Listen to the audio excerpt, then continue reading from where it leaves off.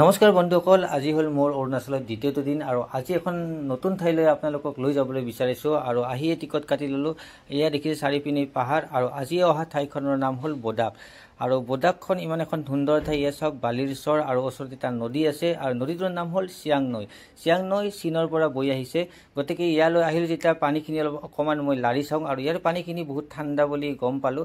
গতিকে এইবাৰ মই পানী হাতেৰে চুই চাওঁ, ইয়াত ঠাণ্ডা ঠাণ্ডা পানী। আৰু আপোনালোকে দেখিছে ইয়াৰ নেচাৰেল ভিউ ইমান সুন্দৰ হয়। চাৰিওফানে আছে হ'ল ডাঙৰ ডাঙৰ পাহাৰ, সেউজীয়া সেউজীয়া আৰু বৈ থকা এটা নদী।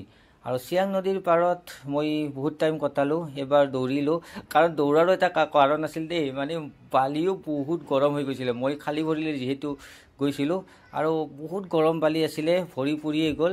যিয়ে হওক, আপোনালোকক আজি এই ভিডিঅ'টো দেখুৱালোঁ আৰু বোদাকৰ কিছু দৃশ্য মই স্মৃতি হিচাপে সাঁচি ৰাখিলোঁ। যদি আপোনালোকে আহিব বিচাৰে তেনেহ'লে অৰুণাচল আহিলে ইয়ালৈ আহিব পাৰে। তো আজিৰ ভিডিঅ'ৰ পৰা বাই বাই।